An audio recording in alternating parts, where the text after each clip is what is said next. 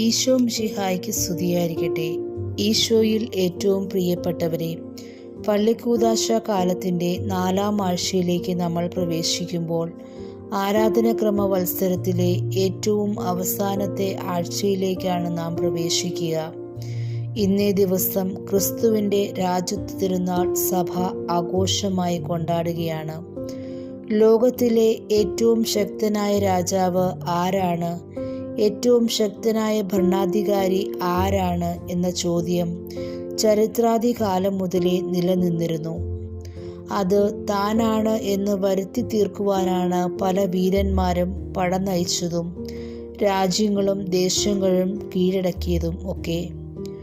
ഒന്നാം ലോക മഹായുദ്ധം അവസാനിച്ചപ്പോഴും തങ്ങളാണ് ലോകത്തിലെ ഏറ്റവും വലിയ ശക്തി, താനാണ് ലോകത്തിലെ ഏറ്റവും ശക്തനായ നേതാവ് എന്നൊക്കെ പല രാജ്യങ്ങളും പല നേതാക്കന്മാരും അവകാശവാദം ഉയർത്തി നിൽക്കുന്ന കാലത്താണ് 1925 പിയൂസ് 11 മാർപ്പാപ്പ ക്രിസ്തുവിൻ്റെ രാജ്യത്വ തിരുനാൾ ഔദ്യോഗികമായി പ്രഖ്യാപിച്ചത്. ക്രിസ്തുവിൽ നിന്ന് വഴിമാറി സഞ്ചരിക്കുന്ന വ്യക്തികളും സമൂഹങ്ങളും കുടുംബങ്ങളും രാജ്യങ്ങളുമൊക്കെ ക്രിസ്തുവിൻ്റെ രാജ്യത്വം അംഗീകരിക്കേണ്ടതിൻ്റെ ആവശ്യകതയെ അനുസ്മരിപ്പിക്കുവാൻ വേണ്ടിയാണ് എല്ലാ വർഷവും ആരാധനക്രമ വത്സരത്തിൻ്റെ ഏറ്റവും ഒടുവിലത്തെ ഞായറാഴ്ച സഭ ഈ തിരുനാൾ കൊണ്ടാടുന്നത്. ക്രിസ്തുവിൻ്റെ രാജ്യത്വ തിരുനാൾ ആഘോഷിക്കുമ്പോൾ ഓരോ മനുഷ്യഹൃദയത്തിലും കുടുംബത്തിലും ലോകം മുഴുവനിലും ക്രിസ്തുവിൻ്റെ രാജ്യം വരട്ടെ എന്ന് നമുക്ക് പ്രാർത്ഥിക്കാം. ആരാണ് രാജാവ്?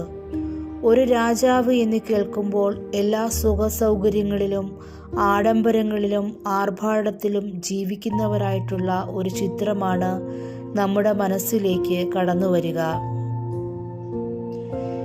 എന്നാൽ ക്രിസ്തു പരാജിതനും നിന്ദിതനും പീഡിതനും മുറിവേറ്റവനും ആയിട്ടാണ് ജീവിച്ചവനാണ് എന്ന് നമ്മൾ കാണുന്നുണ്ട്.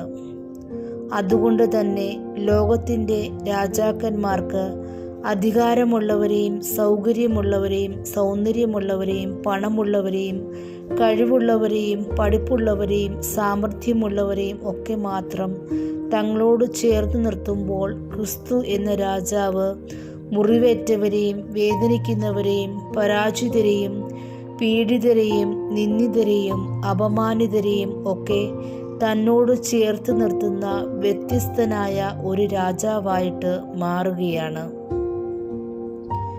അതുതന്നെയാണ് ലോകത്തിലെ രാജ്യങ്ങളും ക്രിസ്തുവിൻ്റെ രാജ്യത്തിൻ്റെയും വ്യത്യാസവും പ്രത്യേകതയും. യൂതന്മാരുടെ രാജാവ് എന്ന വിശേഷണം എന്ന തലക്കെട്ട് പോലും പരിഹാസപൂർവമാണ് അവിടത്തേക്ക് നൽകിയത്. യൂതന്മാരുടെ മാത്രമല്ല, ലോകം മുഴുവൻ്റെയും സകലതിൻ്റെയും രാജാവ് ആണ് താനെന്ന് ക്രിസ്തു വ്യക്തമായി പ്രഖ്യാപിക്കുകയാണ്. ക്രിസ്തുവിൻ്റെ ജനനവേളയിൽ അവിടുത്തെ സന്ദർശിക്കുവാൻ വരുന്ന പൂജരാജാക്കന്മാർ 3 പേരും അവിടുത്തെ താണുവണങ്ങി അവിടുത്തേക്ക് കാഴ്ചകൾ അർപ്പിക്കുന്നത് വഴിയായിട്ട് അവൻ രാജാക്കന്മാരുടെ എല്ലാം രാജാവാണ് എന്ന് തന്നെയാണ് അവിടെ വ്യക്തമാക്കുന്നത്. ഇനി എന്താണ് ക്രിസ്തുവിൻ്റെ രാജ്യത്വത്തിൻ്റെ പ്രത്യേകത? വിശുദ്ധ യോഹന്നാൻ്റെ സുവിശേഷം 18-ാം അധ്യായം 33 മുതലുള്ള വചനഭാഗത്ത് പീലാത്തോസുമായിട്ടുള്ള ഈശോയുടെ സംഭാഷണത്തിൽ ഇപ്രകാരം നമ്മൾ കാണുന്നുണ്ട്. ഈശോ ഇപ്രകാരം പറയുന്നു: എൻ്റെ രാജ്യം ഐഹികമല്ല. അതിൻ്റെ അർത്ഥം ഈ ലോകത്തിൻ്റെ മേൽ അവന് ഒരു അവകാശവും ഇല്ല എന്നല്ല, മറിച്ച് ഈ ലോകമല്ല ക്രിസ്തുവിൻ്റെ ലക്ഷ്യം.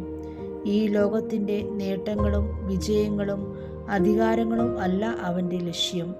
അതിന് അപ്പുറമായിട്ട് ഒരു ലോകത്തിലേക്ക് ദൃഷ്ടി പതിപ്പിക്കുവാനായിട്ട് ലക്ഷ്യം വയ്ക്കുവാനായിട്ടാണ് അവിടുന്ന് തൻ്റെ ശിഷ്യന്മാരെ, തൻ്റെ അനുയായികളെ വിസ്മരിപ്പിക്കുക.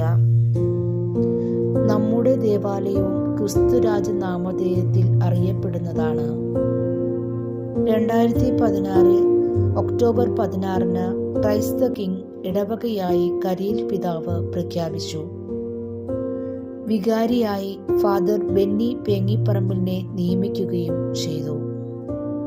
2018 സ്ഥലസംബന്ധമായ എല്ലാ ചർച്ചകളും പൂർത്തിയാക്കി ദേവാലയത്തിന്റെ നിർമ്മാണ പ്രവർത്തനങ്ങൾക്ക് ആരംഭം കുറിച്ചു. 2019 വികാരിയായിരുന്ന ബെന്നി അച്ഛന് ഉപരിപഠനത്തിന് വിദേശത്തേക്ക് പോകേണ്ടി വന്നതിനാൽ പുതിയ വികാരിയായി ഫാദർ വിജു കോലങ്കണ്ണി അച്ഛൻ ചുമതലയേൽക്കുകയും ദേവാലയ നിർമ്മാണം മുടക്കം കൂടാതെ ഭംഗിയായി തുടർന്നുകൊണ്ടേയിരുന്നു. 2020 നവംബർ 22 ഉച്ചതിരിഞ്ഞ് 3 മണിക്ക് ക്രൈസ്റ്റ് ദ കിങ് ദേവാലയം മാണ്ഡ്യ രൂപതയുടെ അഭിവന്ദ്യ മെത്രാൻ മാർ സെബാസ്റ്റ്യൻ ഡേന്ദ്രത്ത് പിതാവ് കൂദാശ കർമ്മം നിർവഹിക്കുകയും ചെയ്തു. നമ്മൾ ക്രിസ്തുരാജന്റെ തിരുനാൾ ആഘോഷിക്കുമ്പോൾ നമ്മുടെ ജീവിതത്തിൻ്റെ, കുടുംബത്തിൻ്റെ, നമ്മുടെ സമൂഹത്തിൻ്റെയൊക്കെ രാജാവായിട്ട് നമ്മുടെ ചിന്തകളുടെയും ആശയങ്ങളുടെയും ആലോചനകളുടെയും ഒക്കെ രാജാവായിട്ട് നമുക്ക് ക്രിസ്തുവിനെ സ്വീകരിക്കാം. അവിടുത്തെ ഹിതത്തിനും അവിടുത്തെ രാജ്യത്തിനും ചേർന്ന രീതിയിൽ ചിന്തിക്കുവാനും പ്രവർത്തിക്കുവാനും ജീവിക്കുവാനും വേണ്ടി നമുക്ക് പരിശ്രമിക്കുകയും ചെയ്യാം. അങ്ങനെ ക്രിസ്തുവിനെ നമ്മുടെ ജീവിതത്തിൻ്റെ രാജാവായിട്ട് എന്നും ഉയർത്തിപ്പിടിച്ചുകൊണ്ട് പ്രഖ്യാപിച്ചുകൊണ്ട് ജീവിക്കുവാൻ കർത്താവ് നമ്മളെ അനുഗ്രഹിക്കട്ടെ. ആമേൻ.